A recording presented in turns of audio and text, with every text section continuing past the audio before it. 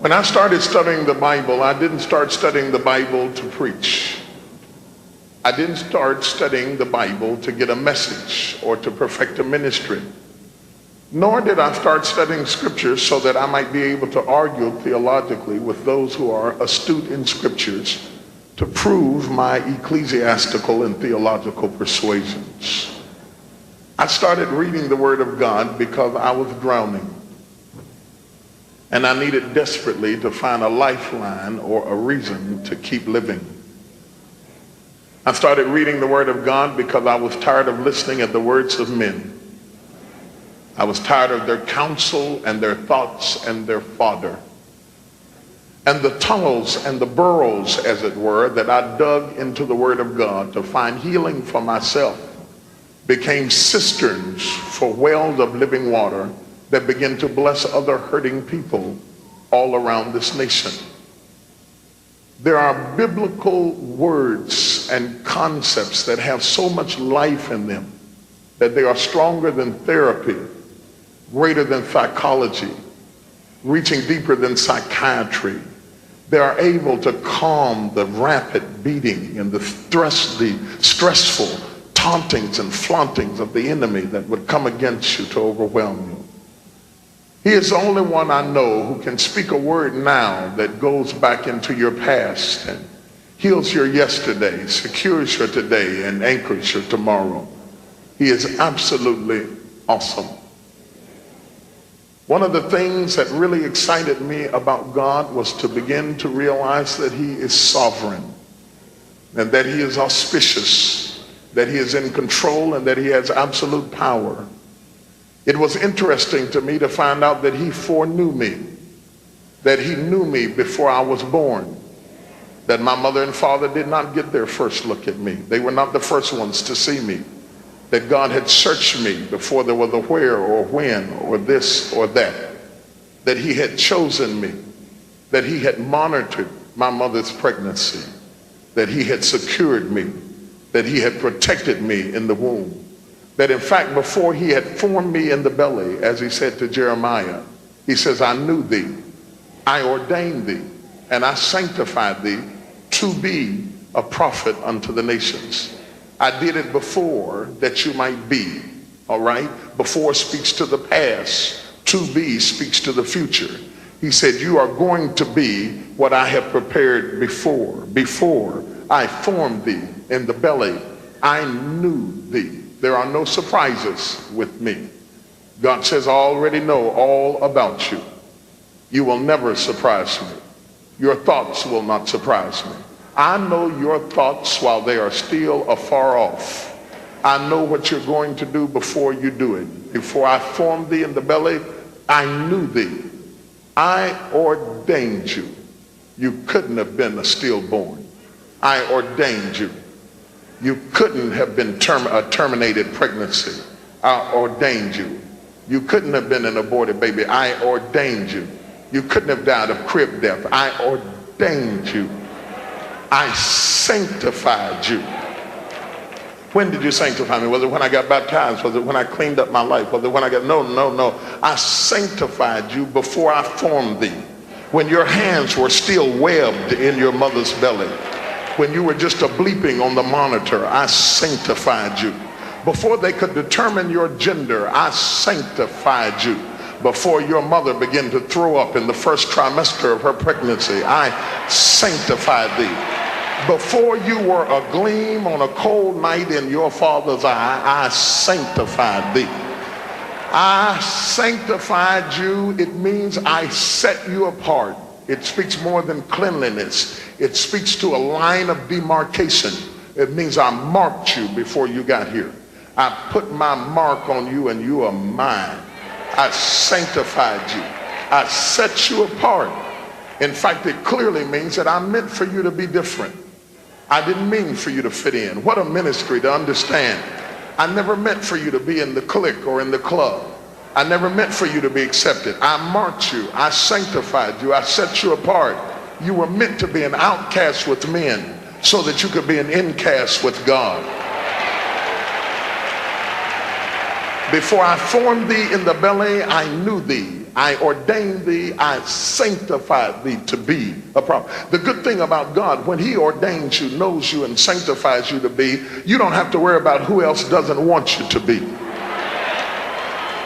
Because no weapon formed against you will be able to prosper, because you are sanctified. You are on a mission. You are sent from God. You are a stone in motion. You are an arrow shot. You are a gunshot already propelled from the heavenlies into the earth realm. You were sent from eternity into time. Your mother became the birth canal, the conduit from eternity into time, that in the fullness of time that God would bring you into this world for a designated purpose. You are a marked man. You are a marked woman. You are a marked child. You are a marked son. You are set apart. God has a definite agenda for your life. He is setting you up for a great move. He wants to move mightily in your life. There are some things that only you can do. You are distinctly different from anybody else. You are forbidden to imitate other people. You are forbidden to copy other people. You have been marked. When God wanted you, he created you. If he'd have wanted Sally, he'd have created Sally. If he'd have wanted Jimmy, he'd have called Jimmy. If he'd have wanted Ted, he'd have called Ted. When he called you because he wants you. You never have to be stressed out trying to be anybody other than yourself. He wants you.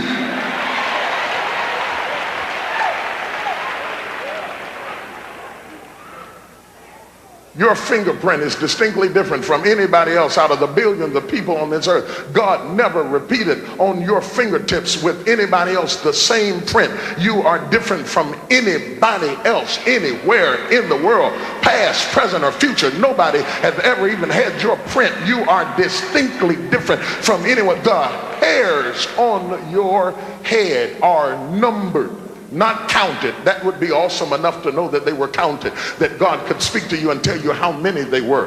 But that is not enough to say that they are counted. They are numbered. To be numbered means that if one of them gets caught in a comb, he knows that that's hair number 15,438.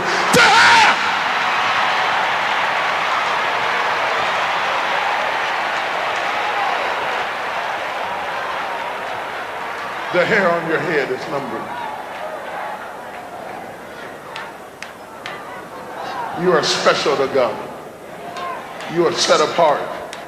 He has an agenda for you. The enemy is terrified of people that have been sanctified.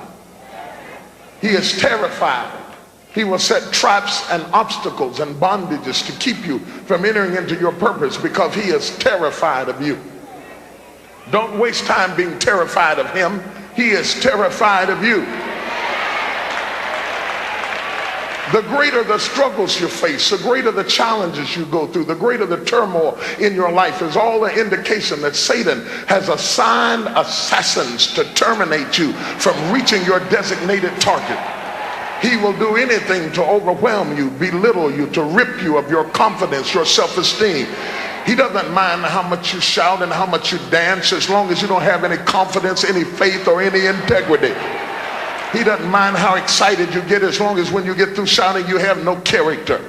He wants to rip you until you become impotent and so impoverished in your spirit that you are an empty building, a ghost town, a vacant house. Your lights are on, nobody's at home. You're going through the motions of life with the form of godliness, denying the power thereof. He doesn't mind how many days you live, as long as you don't live in the days that you have. He wants to rob you and rape you and abuse you. In fact, the enemy comes to kill, to steal, and to destroy. He wants to sabotage your success because you were created to win. You were carved to win. You were set aside to win. You were formed to win. The potter meant for you to be a successful vessel of honor, that you might be meat for the master's use. You were not meant to fail. You were not meant to die. You were not meant to quit. You were not meant to collapse. You were meant to live.